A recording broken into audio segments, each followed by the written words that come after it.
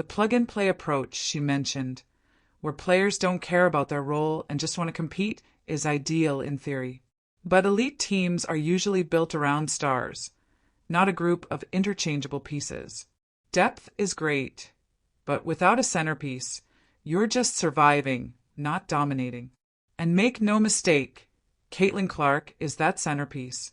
Her gravity, her vision, her shot making, those are not things you can replace with hustle and chemistry alone. White's reference to the team having two different offensive systems, one with Clark and one without, is telling. Juggling dual identities is no easy task, especially in a league as competitive as the WNBA. You can't afford to be inconsistent, and if you're constantly shifting strategies, it's hard to build true momentum. There's also a broader issue at play, the business side of the league. The WNBA has long struggled with revenue and attendance. Clark changes that equation. She's filling arenas, drawing TV viewers, and generating buzz like few others have. So, when people suggest she's expendable or that the team is better without her, they're not just wrong, they're ignoring what she represents to the league as a whole.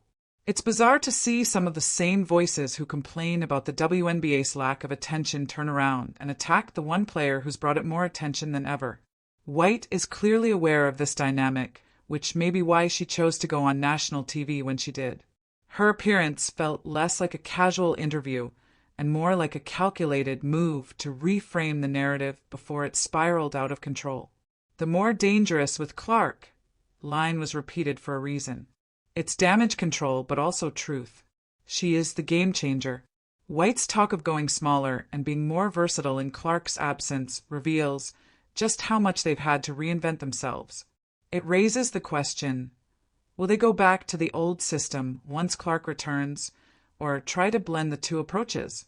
That's the coaching puzzle White has to solve. And if the rhythm they've found is truly sustainable, it should only get stronger with Clark's reintegration, not weaker.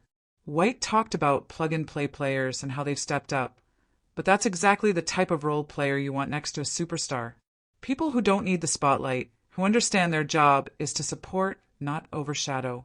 Having Clark back doesn't mean you abandon the system that's been working. It means you supercharge it. What's been overlooked in much of the coverage is how difficult it is to run two systems effectively.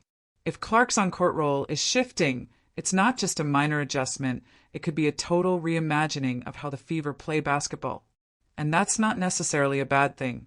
It just means the transition has to be handled carefully. White is navigating a situation where she has to give credit to her current group, while also reminding everyone that their MVP is returning. That's not easy, and it explains the delicate balancing act she performed during the interview. Her phrasing, more dangerous, defensive versatility, stretching the floor, was carefully chosen to hype Clark's return without making it seem like the team's recent success was meaningless. But at the core of all this is a basic truth. CaitlinClark makes the Fever better. That's not a narrative. That's basketball. The gravity she draws, the plays she creates, the attention she commands, all of it reshapes how teams defend the Fever. That's not something you can coach into other players. It's something you build around. The real test will be whether White and her staff can merge the chemistry they've built without Clark with the explosive potential they have with her. If they can do that, the Fever won't just be more dangerous. They'll be contenders. As for the skeptics, still claiming the team is better off without her, they'll soon have their answer. Because Clark is coming back. And when she does, everything is going to change. The only question is, will the rest of the league be ready? Head coach StephanieWhite recently made a surprise appearance live in the studio, and what she revealed has sent shockwaves through the basketball world. With the IndianaFever riding a 5-game win streak, fans were eager to hear how the team was managing without CaitlinClark, and White did not hold back. The chemistry, continuity, and deep roster have all played a role in the team's recent success. White emphasized that without Clark on the floor, opponents can't key in on just one or two players. This versatility has led to improved defense, more ball movement, and better shot selection. It's clear that the current Fever roster has been able to adapt and thrive, even with their star sidelined. But then came the part that truly shocked everyone. When White began discussing CaitlinClark's return, the tone shifted.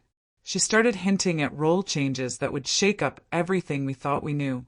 What was supposed to be a standard interview turned into a series of bombshells. White explained how Clark draws enormous defensive gravity, attracting multiple defenders and opening up opportunities for her teammates. This is a nod to Clark's generational talent, but also a signal that her role might not be what fans expect when she's back on the floor. Instead of framing Clark's return as a return to normalcy, White suggested it could mark a new phase for the team. The Fever have climbed the standings and now sit just a game and a half out of second place. Kelsey Mitchell and Aaliyah Boston have been on fire, averaging 19 and 15 points per game, respectively. Yet the elephant in the room remains. Is the team actually better without CaitlinClark? That's the narrative being pushed by some, but White seems to be pushing back, subtly. Clark has only played in 13 of the team's 29 games, missing time due to injury setbacks. White says there's no set timetable for her return. The focus is on long-term health.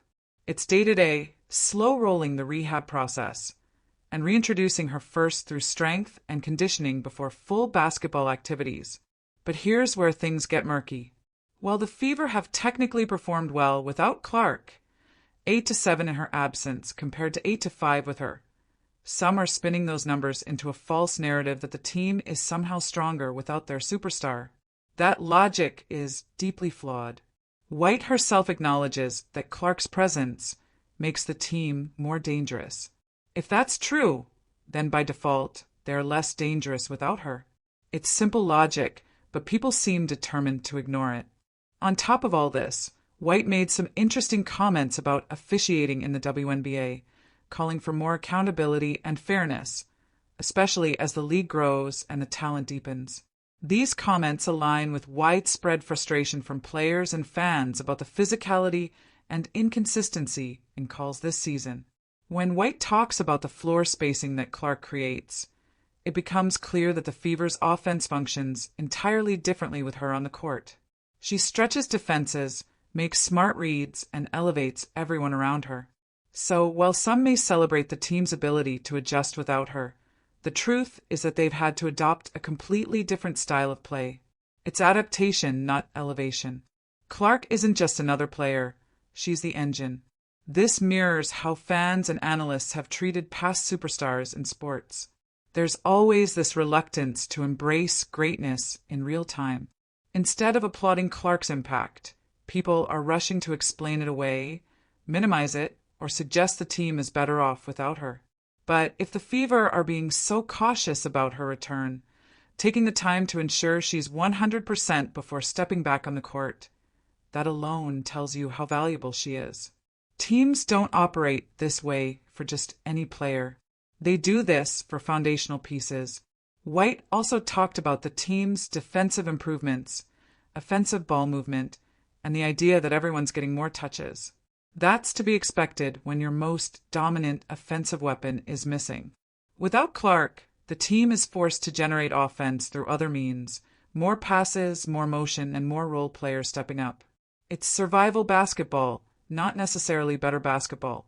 White's assertion that players are getting higher percentage looks because of Clark's gravity implies that she's being used almost like a decoy, which seems odd given how many records Clark has shattered in such a short span.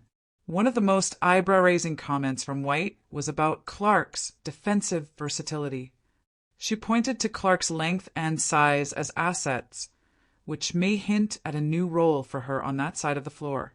Maybe they've realized she can be more impactful by using her high basketball IQ in ways beyond simply chasing players around screens. It's possible Clark will be given more responsibility defensively, which would mark a new chapter in her evolution as a player.